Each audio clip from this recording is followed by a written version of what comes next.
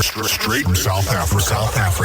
This is the strange and mysterious world with your hosts, Lee Stratum and William Collinson.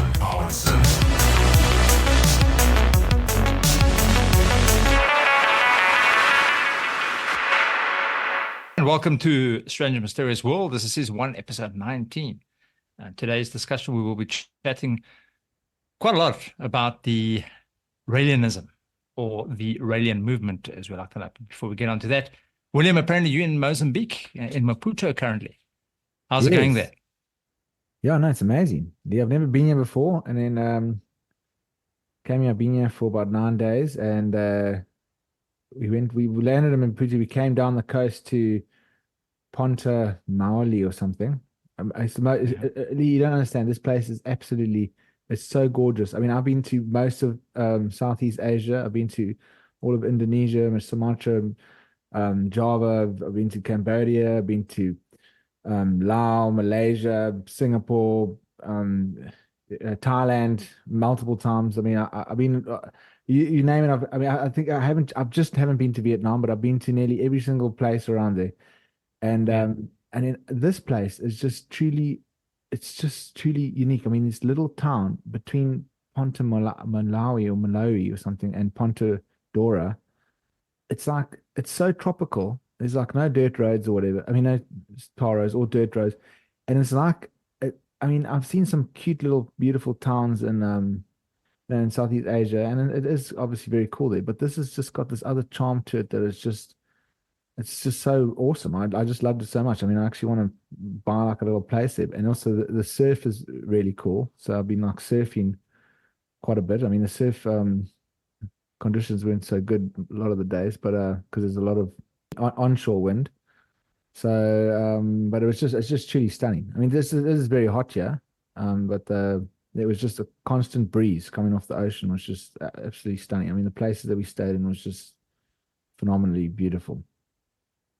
Okay, and Maputo itself, because I know you're there now. Oh yeah, Maputo's a bit of a dump, that's pretty shit. It's like going any other African like city. It's really just shit, just really shit. Because I heard people saying it was actually pretty cool. Like you can go out and the waters are like turquoise, and it's almost like having overseas waters there. And yeah, and the water's warm.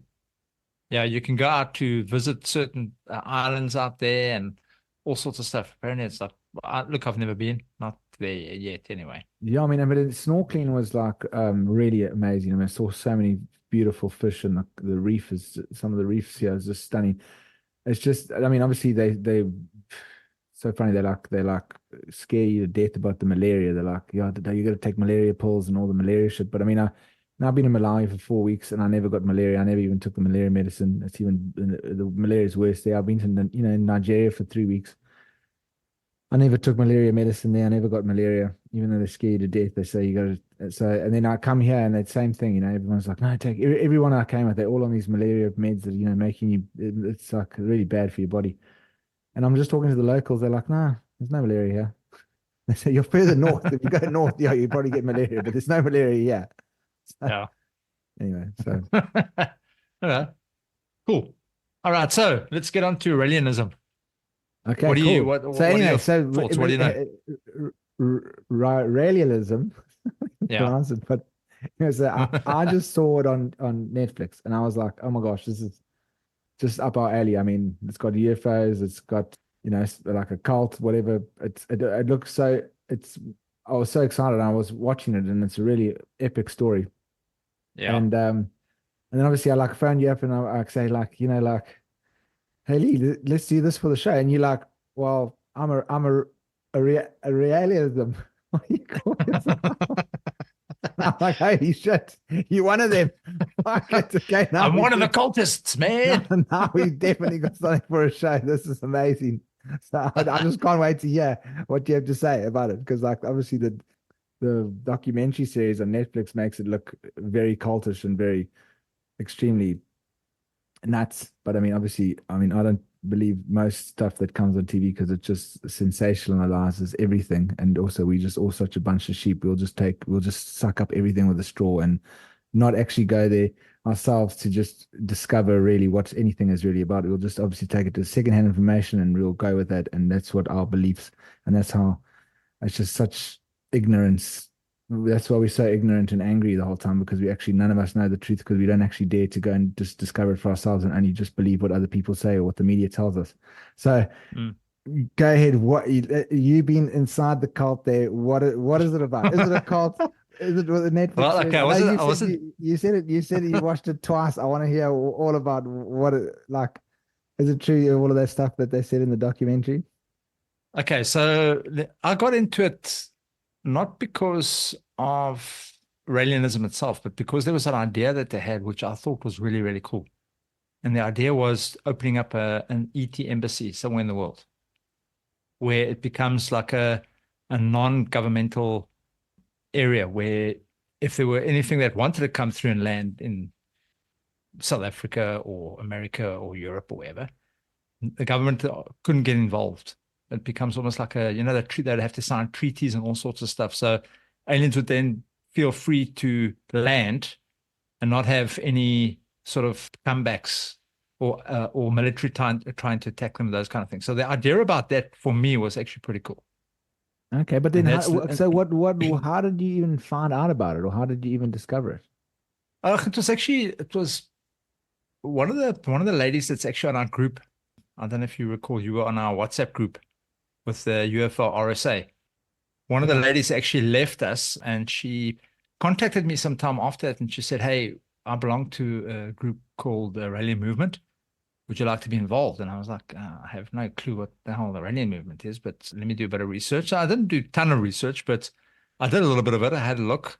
I see that they've got an ET idea of, so the Elohim.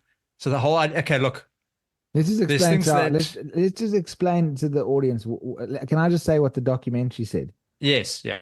Okay, so anyway, so firstly it started out, so this guy called Raoul, the French guy, he gets he's somewhere, and this alien comes down and introduces itself, like with this flying saucer and everything. The alien gets out, comes to him and says, "Yeah, like I'm a Elohim," and starts saying that we made you, we genetically manipulated you to make you guys, and also in the future there will be cloning, and in our where we come from, that's how we preserve our species, is through cloning, to have what you call it, everlasting life. Everlasting life. So then he writes this book.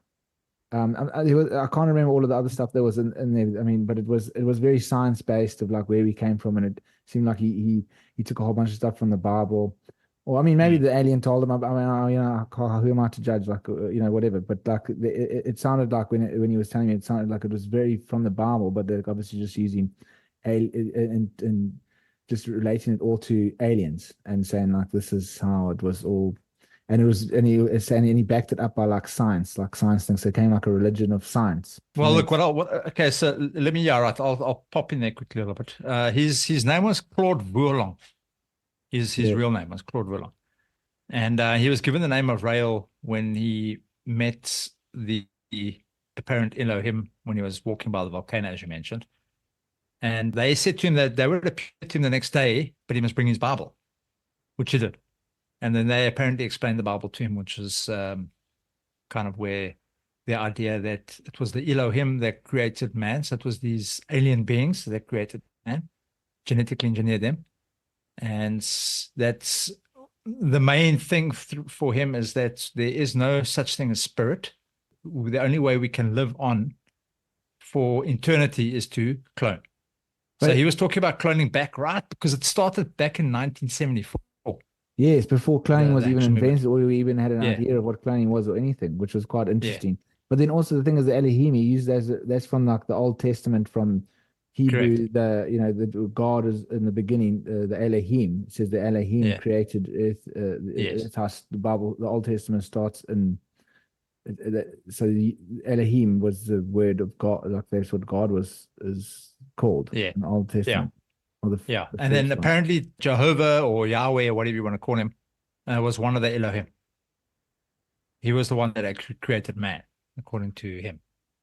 And from there, obviously, it went across to, they started off in France, and they started off okay.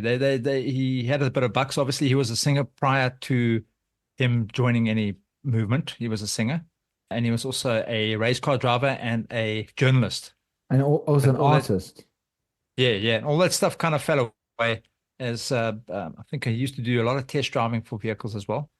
And when the test driving, because there were laws that came through in France that stopped test driving on roads, so his work dried up. And then he apparently, on one of these occasions, he was walking along the volcano and he experienced this ET thing. And Rael is actually, and it's kind of part of the word of Israel. If you take the IS, it's actually Israel. So Rael actually comes from the word of Israel. But his idea about it is Rael means the messenger. The messenger of the Elohim. And then the Elohim, according to him, means those who came from the sky. Okay. But so where do we hear about those who came from the sky? Where's that idea come from? You remember? Those who came from the sky. Yeah. It's the Anunnaki. Oh, yeah. Anunnaki. That's exactly what the Anunnaki means. So those who came from the sky. Okay, cool. So the actual idea about human cloning, because he was told by the Elohim that he's been shown the truth and that he's the first guy to reveal this and blah, blah, blah. It's not the first, dude. This is going back 7,000 years ago. The Anunnaki, we know, came down from the earth. They came down to earth. They genetically engineered man. So this is not a new concept. This is actually very old. And then look, obviously in France, they started off quite well. There was a lot of people that he was appearing on TV programs and all sorts of stuff, and a lot of people were loving him. But then some issues started creeping up with nudity. So it was almost like he was trying to, bring in this whole Beau Brummel idea of nudism where you can run around Kolchat. But the thing is, he never, in any pictures, in any video, he was never Kolchat. It was everybody else. Yeah, but that was interesting because like the thing is I was watching it and then the nudity stuff started happening and I was like, okay, well that's interesting. Now it's getting like a bit like cultish. No, firstly I thought it was like, oh, that's cool. They're just getting naked or whatever. It didn't really bother me. But then I started thinking, okay, well this is getting a little bit weird. And then it was the one thing where they had to take a mirror, right? And they had to like I'm wondering if you did this. You're gonna tell me if you did this. No, not at all. No ways, dude. Maybe you did it at home. Gotta check your bum all out. Yeah, they take a mirror and they look at all of their body, and look at it, and they have to look at their arseholes. And they have to like really look with the mirror what their arsehole looks like. Right? What a bunch of arseholes.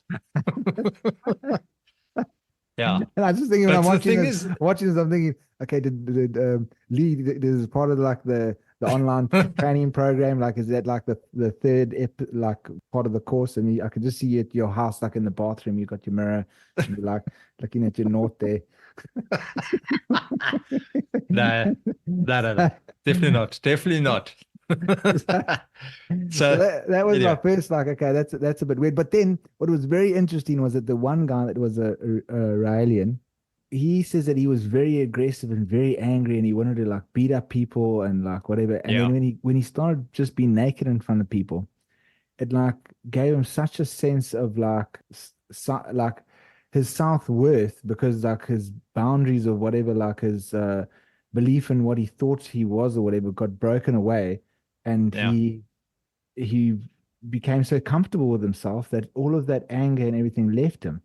And he said like looking at his asshole was just like so free, because it really like, because like I suppose if you like it just sounded very healing. There's this kind of exercise or whatever you want to call it for this one individual. I thought it was okay. Well, that's great. Like that guy, and he says his kids noticed it, like he completely changed, and it healed him of his anger or whatever like trauma he was. Yeah, just not. I'm sure there's better ways to heal yourself. But anyway, they ended up getting caught with some issues in France regarding child abuse and pedophilia and those kind of things. Yeah, they ended up going to America, where So what? That's the thing. Like so because he got taken onto that game show, right? And then they like it was like an ambush, and then because he had been on that game show 3 other times, so he thought, oh, he's just going to go and have a nice chat or whatever. And then they had a Raelian guy there, and the Raelian guy was like, no, you made me, because there was a thing in in the movement that you could. They said your girlfriend. Yeah, there was no marriage. You could sleep with whoever you want to, gay, you could be whatever. There was no, But like they said, like you must share your partner so that you because of your jealousy, you must not be jealous. You got to look at your jealousy and try and like overcome it. So then he came on the show and he was like, "You made my girlfriend sleep with another man," and he was like attacking him, and then it was like something, and he really handled it badly because like he didn't want to look at the guy, and then there was some accusations that there was like an old man that like did some terrible things to his like 4-year-old daughter or something, and then he was like, they said, "Is that true?" And Raul, whatever his name, he was like, "Well, we free to do whatever we want." And I mean, I don't know if it's true or not, but if it wasn't true, I mean, he really answered that really fucked up. Because then I was like, "Geez, okay, that's pretty fucked up, man." So yeah, so he got really attacked there, and then he had to leave France. Yeah, yes, they got literally booted out quickly. So what do you think of that? Canada and Quebec. Well, look, again, our kids are supposed to be protecting our children. I mean, I think that's obviously that's as much as you've got free will to do whatever it is that you want to do. That's cool, but you leave your kids out of it. No, I mean that's absolutely that's terrible. I'm just saying, like, what do you think? Was that true? That you think that? Yeah, I think so because he actually even admitted it. He said, "Yeah, no, whatever goes, kind of thing." It's free will to do that, which for me was like, that's you crossed the line like heavily. Is that when you threw the training DVDs away? Eh? You canceled your subscription. There's no training DVDs. Cancel it straight away. Bam! But yeah, then obviously he ended up going to Canada and Quebec, and they greeted him with open arms, and he opened up a whole new movement on that side. And that's kind of where he got involved with that woman. What's her name? Brigitte Bosselier. Yeah, she was the woman that got involved with the cloning. Yes. And then obviously she actually had a PhD and all sorts of stuff. She was like, that was a field of study. She was teaching people about those kind of things. So, and she was quite well known. There's a couple of things here that worry me here. So they went full ball into it. They had laboratories up. They had people paying them. I mean, it was $200,000 at that time to clone someone. If you and also there was another guy in the organization that was also a genetic biologist, like yes. I don't know, he was, very good at what he did, and he also teamed up with her, and they started that whole laboratory there. Yeah. And then look, everything landed up going to court because I think she eventually announced that they actually had, after Dolly came around, Dolly the sheep was out there in Scotland. I think they did the cloning. Yeah, and that was like the first of the world, and then they came through and they said, "You see, it can be done. This is what we've been telling you all along." Yeah, and that's when they started saying that they're going to do now with human engineering, human cloning. I think it was called Clone Aid, their company, yes. Clone Aid. Yeah, that was it. Yeah, and then from there, she announced that they actually had cloned a girl, and they called her Eve. But then she ended up going to court because in America they took her to court because they wanted to find out where the kid was because of all sorts of it could be deformed and who's looking after the child, and there was a whole big. But that's what I found so crazy is that lawyer. So the one lawyer heard, okay, well, this baby's been born, it's been cloned. So then he went and he took her to court because he wanted to know where this baby was because he wanted to take the baby away from the parents.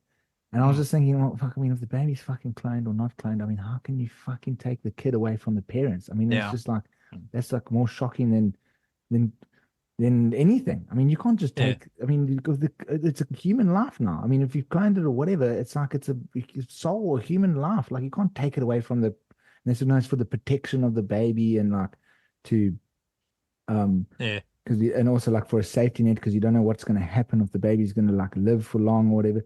But it's like if the baby's going to like if the baby dies in like a week or like a year or 2 years, you can't just take it away from the bloody parents. I mean, it's going to make the baby's going to die even sooner. Then I mean, like I think it's even more humane than cloning the baby in the first place. I mean, what the fuck? Now I think what they were trying to get at is to get the clone.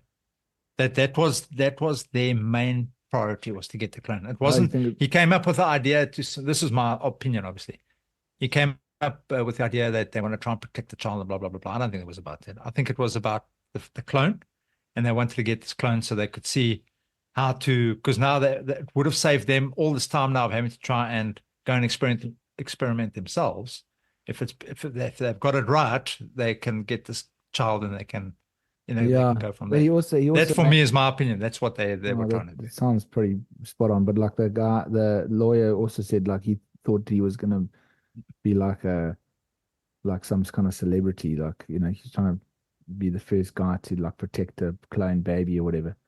Yeah, but then she shut him down quite quickly. Well, yeah, she just shut him down like really quickly. She was just like, "Well, the baby's not in America," and they're like, "Well, where's the baby?" And she's like, "Well, I can't tell you." And they're like, "Well, where is it?" And then she's like, "Well, it's in Israel." And then they're like, and the judge is like, "Well, we can't do nothing we can do." Yeah, cheers. It's not an American. It's not an American baby. Please, everyone leave. Yeah. Now, obviously, I mean, the guy that she apparently was working with, the other geneticist, he came through eventually later on in the series, and he said, no, that whole thing was a load of bollocks. Yeah. There was no such thing. But my opinion I think, because I know it became outlawed in America, that they said there was, the Catholic Church also came through and they said they are against cloning, and Americans were against cloning, the government and those kind of things. But I don't think it stopped.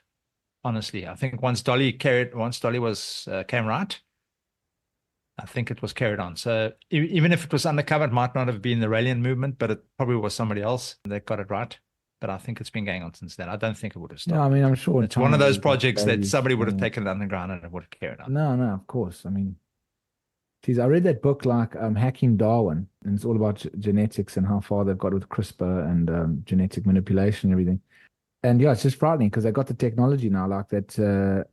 I mean, like when I heard about it back in the day, I was also like, oh my gosh, it's like it's taking like like it's so inhumane. It's like it's not I wouldn't say satanic, but it's like, oh, you're trying to be like God, and it's inhumane. And I was like a bit on the kind of on the fence of like, oh, is this really bad or good? Like I didn't really know where to go. But then when I listen to that Hacking Darwin thing, I mean, look, it's interesting because like if there's a gay couple or lesbian, they or whatever couple that are gay and they can't actually, like if it's two guys and they can't have a child because obviously none of them have a uterus, or if it's two women and they don't have I mean that's easier because you can just like get some semen and like like fertilize yourself or artificial intelligence, but it won't insemination. It won't be your partner's DNA. So it's not like you're sharing a child. It's like the one will have like if it's two lesbians and the one gets artificially inseminated, it's like the one partner doesn't actually, it's not half of her child, it's half of them. So with the technology now that they can actually take the cell from the one woman and then they can put it into the uterus of the other woman and they can make a baby. So it's like, it's both of their child, even though that they're gay and they can't actually do it naturally. So that's quite interesting. Also with, well, with gay guys, it's a bit difficult because none of them have a uterus, so they're going to have to find someone else to do it. But they can take a cell from each of them, and they can go and find like I don't know their sister or friend or whatever, or pay someone and get both of their cells into the uterus that person's uterus and have a baby it's got both of their DNA, so it's like it's like their real child. You know what I mean? So that's very interesting. But then it got so dark at the end. It was like, this stuff exists that you can choose your, I mean, already you can, in some countries, you can take this cells and you can see if you want your kids to have blue eyes, they take like 10 eggs and like, 1,000 sperm cells or whatever. And they can look and see, okay, well, if we mix this and this, your child will have blue eyes. And then they'll impregnate the person and your child will have blue eyes. So it's already got to that, but there's so much more. They can see if your child's going to have cancer, or like if your child won't have cancer, or like they can see so many. If your child's going to be a better learner, a better faster runner, whatever. So they can start manipulating the children to be like super. And the problem is because of the expense or whatever, is that only the elite will be able to do it, and then obviously the elite are going to be clever and faster and better, and then the people that can't afford it are all going to be left behind, and it's going to cause this huge gap again, like in society, of the elites because the elites are just going to get better, clever, and us peasants are just going to become stupider and fucking more like slaves and that. And then also it goes so far as that like in the future, like if you have a child naturally, insurance companies won't insure you, like health insurance companies won't insure you because they can see if your child's going to have cancer or not. If you've got the cancer, if you've got two cancer genes in the sperm and the egg, and you put them, you've got like a huge high risk of your child having cancer. So if you do it artificially, they can avoid that. So then you'll have a child that won't have cancer in the future or any disease. Just think of, the sky's the limit of all the diseases. But so then natural birth, they won't be insured. Like babies that are naturally born, the health insurances won't be insuring your baby anymore because you didn't do it through a manipulation where they know the baby's going to be fine. So that's the scary part of that whole thing. But like in the documentary series, it was like it was a couple that started funding that the Raelian group to do the cloning because their 10-month-old baby died and they wanted to clone that baby to get it back. And I mean, I can understand. I mean, having a child myself, like if there's something like it happens, you're like desperate, and it's like it's extremely devastating. That's and I feel for those parents. I'm thinking, okay, well that's like, okay, well maybe that's a cool thing for cloning. You know what I mean? Like, yeah, it's just, I don't know, dude. I don't know, but would I like to see a kid running around looking like me? I don't know. well, yeah, well that would be weird. Not me, Yeah. but I'd want to clone my son or something that if my son died or something, like I wanted another one. Yeah. I'd understand that. Wouldn't we? Okay, Me, okay. that would be terrible. I mean, like I'm already like half the time fucking hating myself, so I would be like probably kicking that child around, like, what the fuck are you doing that for? I do that, Yeah, and I look, hate that. yeah. So now this was one of the problems that I had with this whole thing. So they believe that there's no spirit, no such thing as spirit. Yeah. Okay. When you die, you die. That's it. The only way for eternal life is to clone. I already know that's bollocks. I know for a fact that that's bollocks, and I think you might too, depending on your astral projections, if you absolutely. kind of believe it. But I've projected once before, and I know for a fact that there's a spirit. No, of I know course, that. I completely believe that too. Okay, so that whole thing for me it blows it right out of the water. It's already a fake thing. Also, he calls himself a spiritual leader. So how can you be a spiritual leader if you don't believe in spirit? I know, and also that's the funny thing is that like he says that he's like I've had second contact. He was like telling his followers, I've had a second contact, and they took me away in the spaceship wherever they went To meet yeah. and he says he met Jesus and he met He Muhammad. met Jesus, his brother. He met Moses and Jesus and Buddha, and Buddha was there as well, and he met them, and then he came back and he said he was the brother of Jesus, and then I was like, oh Yeah. no. Yeah. And he met the Prophet Muhammad. Now you must remember all three or all four of those all had different ideas. So how they all ended up on the same planet, I don't know. Yeah, and then he said that they actually used they abducted them or whatever and took their genetics and like just carried on like reproducing them and to be eternal, and that's why they're there. And okay, so let me ask you a question. You get cloned, right? So say for example now somebody's come to you and you've cloned yourself and you've got this little boy. Yeah, how does Will this little boy have your memories or won't he have your memories? No, of course. That's what I was just about. It's the stupidest thing because also if he doesn't believe in spirit, then how do you even get like because you'd want your spirit to go to the next clone. You know what I mean? Like, and how's your consciousness going to be transferred into that boy?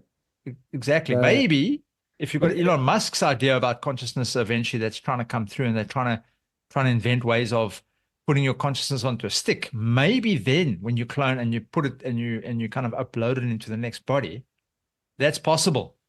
Yeah, but currently that technology is nowhere near, and your clone is going to be some arb dude without a soul. Yeah, you could maybe download all the memories. Could download all your memories, but then if you like, it's just the memories. It's not actually your soul, your consciousness. It's like, correct. You know what I mean? It's like then it's, but it's funny because they were speaking to Buddhist monks, and they said the Buddhist monks were saying, no, you can actually transfer your consciousness into like a rock or a tree or a plant or whatever, and they've known this for thousands of years.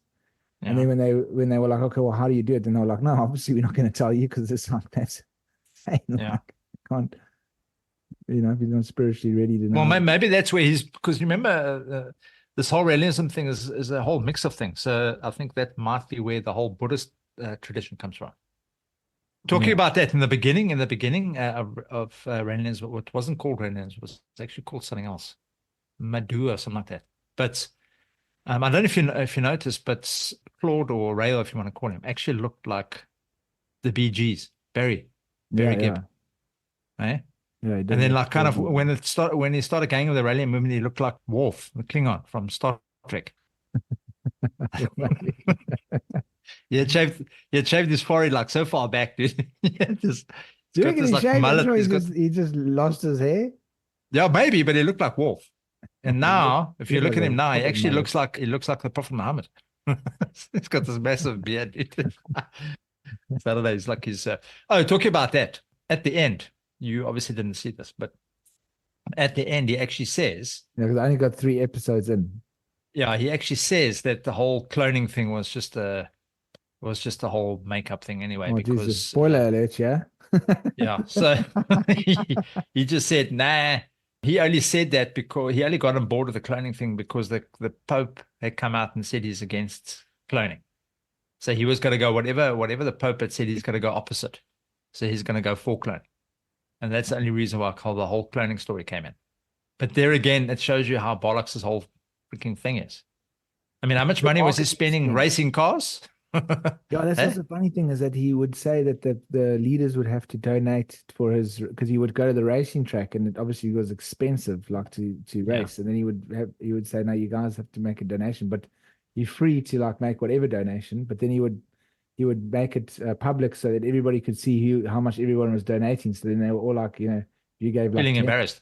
10 rand, and if I gave 10 rand and you gave 3,000 rand, 100,000 rand. I'd be like, oh gosh, okay, I better maybe I'll give 200 rand. Yeah. But like, so it was, but I mean, if I had a leader and there was somebody going around in a fucking race car and like asking for people to donate, I mean, I'd just be like, oh, this is the stupidest thing I've ever. Yeah, I'd say this looks a chopper. And then the other thing that I actually laughed about is he brought this movement of women called the Angels. I started seeing that on the last episode. Yeah. So these women, there's a group of women. They were like specifically chosen, but they were all hot. Yeah. Yeah, of course. They were all freaking hot women. So he chose these women, and It would be funny if he had were- like a bunch of grannies in there as well.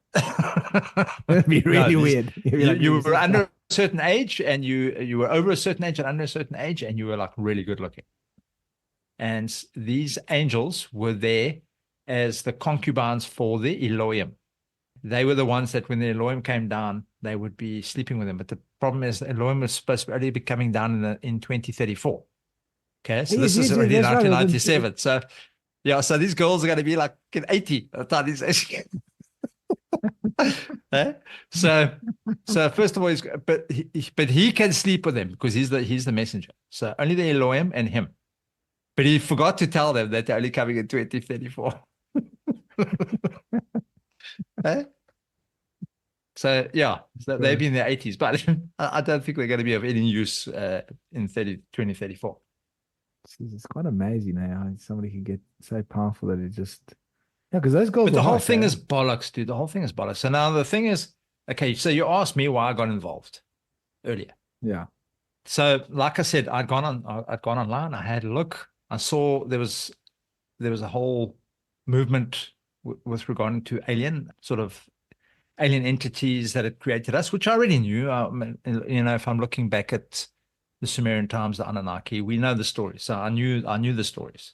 His way of coming about it, I think it's just his own way of trying to get the people to believe what he was trying to say. But the embassy idea for me was the greatest thing. To build an embassy for ETs for me is really cool.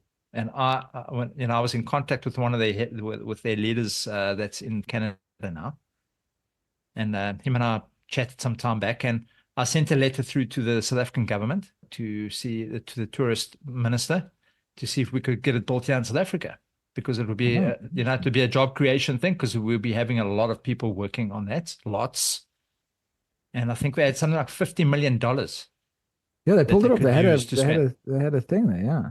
Oh, so for me, were they like they were giving out saying like we'll give you $50 million if we could. Yeah, they said we've got $50 million to spend. Just give us a place. I can't remember how many hectares it was, but give us a place that we can call our own, which means government have got no say in that land. On that land, military can't set foot on there. Government can't set foot on there. It's like an embassy. Give us a land, and we will spend $50 million US. And all the people that would be working in there, you've got people that's catering, all sorts of stuff. It would create a lot of work And that for me was why I got involved. It wasn't because he believed this and he believed that, and he was sleeping with this, and it had nothing to do with that, because for me, those ideas were just bollocks. Yeah. There's a lot of cock. I knew it from the start. It's like a laughing stock of those things. But that idea, I think, was so cool. And I did. I sent a letter off to the Minister of Tourism. And did I hear back? No. So these oaks obviously don't need the money, but obviously South Africans, we rolling in the dough. Hey, we don't need the bucks. Yeah, if you just said like like a couple of million will go personally to you, then they would have been on board. Yeah, of course. If you just said, like, you can just, put some in your pocket. Yeah. Take about 3 million for yourself. That would have been there no time. You should have said that in the email. We would have had an embassy. Yeah. No, the problem is the email probably would have got around and they would have said, hey, you're trying to bribe the probably would have got into cut, but yeah. So you sure you're not? So that was my whole thing. So yeah, I had a lot of problems with it. The actual Raelian movement itself. It's for me, it's a no-go. For me, it is a cult. If you actually go and look and see what it's all about, what they do, what he's doing, his ideas. Nice. I mean, he even stole a bit of Elizabeth Clara's story, where the aliens took him to their planet, because Elizabeth Clara had the same thing where the aliens took her to the planet. So, and all this stuff happened before his ideas, eh? Elizabeth Clara was when she went to the planet, it was back in the 60s. You remember what was his name? Eric von Däniken. Also, 1968 when Chariots of the Gods and stuff came out. So the Anunnaki gods. So all that stuff was way before Rael came in on his ideas. And he just borrowed, dude. That's all he did. He picked a bit here from here, picked a bit from there. Had a real UFO encounter, or do you think? Because I mean, that's good. You got to have balls to come onto TV live and just say like, "Yeah, no, I was abducted by aliens," and I mean, you got to have some kind of mental fuck up in your head. No, it's to do with money, but you'll lie to get money in. You'll lie. You'll lie whatever it takes to you'll get it. Do you reckon that was his whole? Do you reckon he was like, okay, I'm going to make a cult? He had like a 10-year plan. Like he was like, okay, then I'm going to get the hot chicks, like the angels, and I'm going to get all. I'm going to start with this story. I'm going to write this book, and like in 5 years, I'm going to have. You reckon he made a whole thing like it, or do you think he just? Look, I think when he first started it, he probably didn't know it was going to get as big as it did. So he had created this little movement, and he thought, okay, this is going to be cool, and then it kind of blew up because he became quite famous. Yeah. Yeah, and then everyone around the world knew him, and he landed up going to Africa as well, teaching the African guys as well, I'm thinking. Did you teach some African guys? Yeah, he came to Africa. He landed up, I think there's actually an African prophet, one of the guys, African dude. Oh. Or was he just giving free T-shirts? Because I know, like, if you just give the locals free T-shirts, they'll just vote for your political party. So you just have to bring a whole bunch of T-shirts.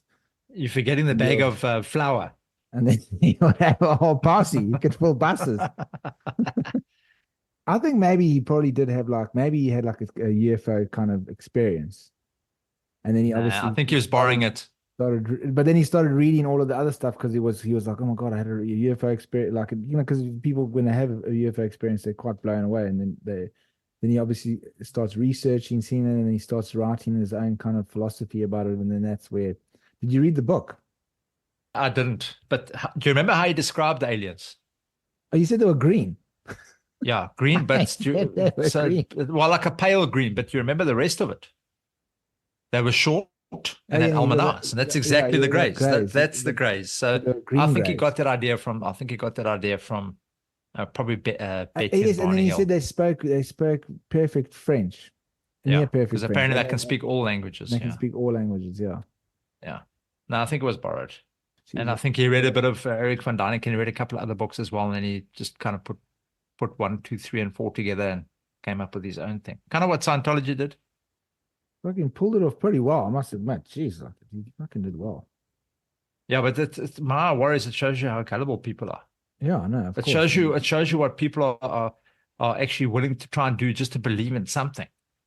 Yeah, that for me is scary, dude. That for me was the scariest thing. It was very sad though, because we're all looking for such a meaning in our lives and that, and then you just latch onto something like that because it gives you some kind of bit of meaning, and then you get taken for a ride. Yeah, it's just sad. Yeah. And you realize the guy's an asshole. Yeah, we're looking at you're all looking at your assholes. So you sure Well, you they're didn't look looking like at your an arsehole. arsehole? Because it's very easy nowadays. You don't even have to have a mirror. You can just take your cell phone and fix. You can do like a, you know, just do like a what do you call it, a video. You can just on your phone and just stick it under there and have a good look. Have a look. You have a record for later. Now when you go to bed, you can have another look at it. Send it off to some buddies. Hey, check out this, man. He'd probably get you to all send a video in the evening to him of your noughts. Maybe you need so that he has got a nought fetish. Call yourself the Nautiluses, the astronauts. The Astra Brown. Yeah, now we're just talking shit. Yeah. But anyway, yeah. So that was the Raelian movement. Okay. Yeah. Glad you still have you here, Lee. Not. No, but like I said, I didn't get involved for any of that other stuff. It was literally for the embassy. That was it. Yeah. The idea about the embassy was cool. But I didn't ever get mails from them. And no one ever came to me and said to me, "Hey, you must donate X amount of money," and none of that stuff. Yeah, sure. It's quite interesting. Yeah, because I wouldn't anyway. I mean, if somebody came and said, "Hey, don't you want to donate or give us some money?" I'm like, "No, you can give me some." Give me a free T-shirt. Give me some of that 50 million. That's cool. I'm happy if you can donate to me. That's cool. Yeah. Anyway. All right. Well, that's it for tonight, man. William, thanks for coming on, and we'll be chatting to you next week. Hopefully, we can get your lady on. Yes. That'll be an interesting topic. She's keen. That theosophy. That's yeah, because I know quite a bit about Madame Blavatsky, and I know that whole thing originated with her. So that's actually quite a nice topic to talk about. So yeah, no, cool, man. Otherwise, have a good evening, and we'll see the rest of you guys next week. Thanks, man. Yeah, cool, man. Cheers, guys.